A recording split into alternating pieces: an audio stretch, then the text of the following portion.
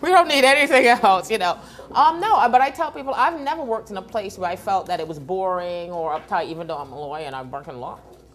And we've never had to be disrespectful to each other. So I don't think it's that much of a big deal. Again, and what we're talking about here is the subtle little one-on-one things, which are not that bad.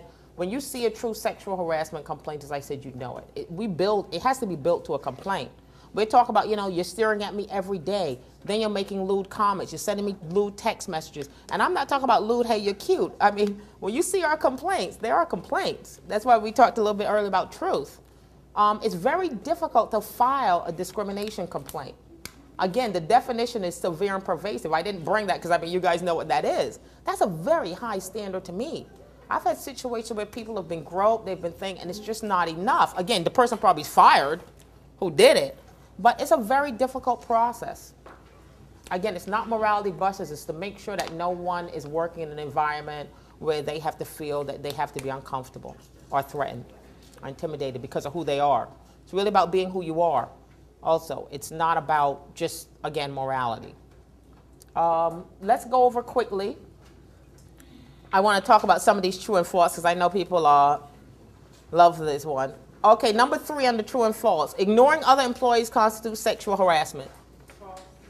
Exactly, false. But when could ignoring an employee be considered some form of discrimination? Retaliation. You got it. Someone, oh, look at that. She was listening. Good answer. Exactly. If you're ignoring a person because I just told you last night I'm not interested in you, so you're not giving me my phone calls that day and I'm not getting my referrals, that can be a form of retaliation and discrimination. Hold on. No, go ahead, because you were happy. What happens when, like, you know, since you're ignoring the other person, you're not wanting, you know, that kind of attention from that other person, so that other person gets mad at you because you're not giving that attention. No, that's not the kind of, that's not the kind of ignoring we're talking about. If you're ignoring someone because you're no longer interested in dating them, that's different. But if you're ignoring someone to punish them for not dating you, and then you're ignoring them in a way that's affecting their work. So I don't care if we've had complaints, people said, well, after I told the person I didn't want them to talk to me or whatever, they started ignoring me. We're like, that's okay. The person can't ignore you. That can't be their response. They don't have to talk to you anymore. But they cannot ignore you and say, well, your phone call came in for that apartment that you're supposed to meet the person and I'm ignoring you so I didn't give it to you. You can't do that kind of ignoring. But you can't just ignore the person if you don't want to talk to them anymore. You don't have to talk to them.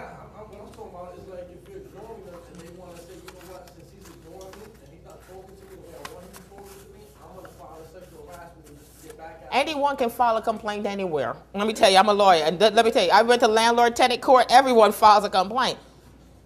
We can't stop a person from filing a complaint. I don't think people do file those kind of complaints. We usually are going to tell them that's not sexual harassment. Right? But if a person somehow pushes and finds a way to file a complaint, it's probably going to get dismissed. That's really about personal issues. That's not really about sexual harassment. You had a question here, and then I'm going to do it. Wouldn't that be then a maybe?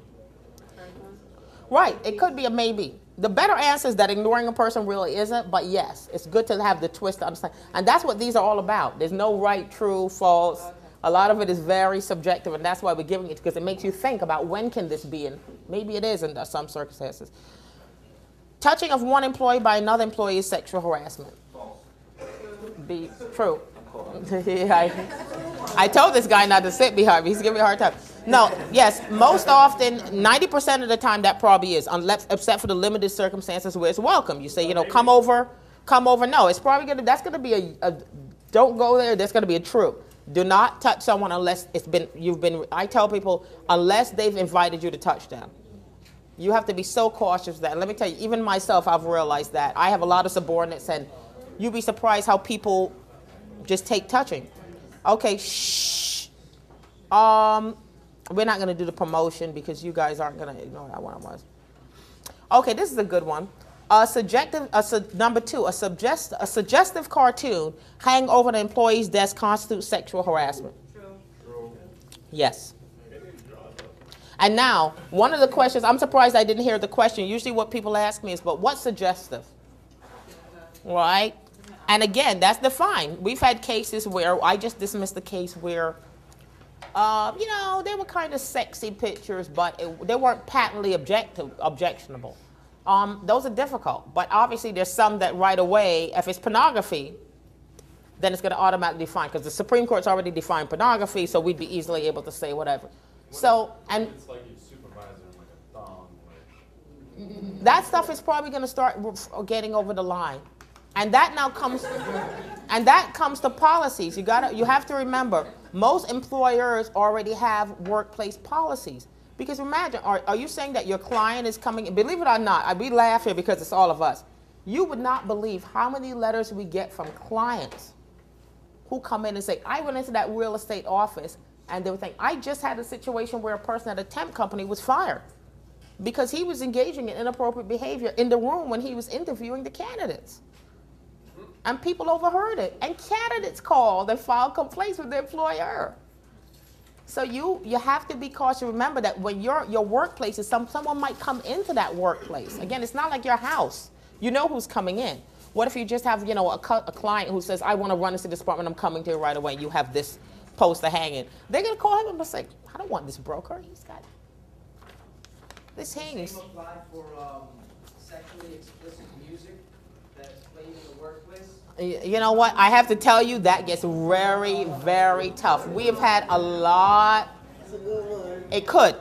Oh, stop kissing his ass. It could. It could. We've had a lot of complaints recently filed about music. And it really depends on the total fact pattern. It depends on the total fact pattern. Quite often, those end pretty quickly because if a supervisor says, look, let's just turn that down or let's put on your headphones. Again, remember, it's not morality. No one's saying you can't listen to it. You put your headphones on. I don't necessarily have to listen. Look, trust me, no one wants to listen to the music I listen to. Right? So the reality is, again, it's not morality. It's just maybe that I might not appreciate that music. Again, if you're sitting next to someone who's very religious and you're playing like, Metallica or something like that, why do you have a right to decide what that person has to listen to? Put your headphones on. So yes, in some circumstances, music can be an aspect of a complaint. I've never had one where it's solely about the music. I used to be a manager at my old job, and I would just tell the employees quite simply to be in an all-inclusive environment. So anything that you say or do, if you think that somebody else will not feel inclusive, then it's just don't do it. Exactly. That's really a good thing. Again, it's about respect and creating an environment where you can come in and feel comfortable. Everyone can. I'm sorry, sir. You had a question at the back? How about the sexually provoking clothing on the job? Oh, we talked about that already. What I said is that unless, let me answer this question again because he wasn't here. Unless the employer has a dress code, then you can really wear whatever you want. We have a dress code. I can't wear tank tops. I can't wear flip-flops.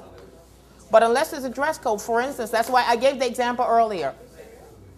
I started out doing a lot of entertainment law. I have tons of friends who are entertainment lawyers. They look very sexy. They wear the short skirt suits. They wear all the hip new suits. They look sexy every day. They wear 4-inch heels. None of them want to be sexually harassed. Half of them are like pit bull litigators who are partners in law firms. They like slice and dice people all day for a living. But they just look, that's what they have to do. They're in entertainment and they deal with $1 million contracts every day. So, but it doesn't mean that they want to be sexually harassed. So the point is you follow your employer's dress code. So if the employer is telling you, you should look professional, or you could be casual, or, if you're a factory and it doesn't, you can wear whatever. It really depends on the workplace. But no, you cannot say that because a person dresses a particular way, they want to be sexually harassed. When your wife or spouse gets up and she puts on a nice dress that day, does that mean that she's walking out the door, she wants people to? No, it means she might be dressing nice because she wants to look nice that day. So no, the dress, no. And I understand the point, as I told the person earlier, that yes, there are issues sometimes in that area. I'm not concerned about the particular suit, particular the style. No, if it's normally like it's a recognizable code of the clothing, the business style of clothing. For example, you are in the business style of clothing. It's a business style. Yeah, but if the agent opened open boobs till the this like a He did. We did have a. I want to.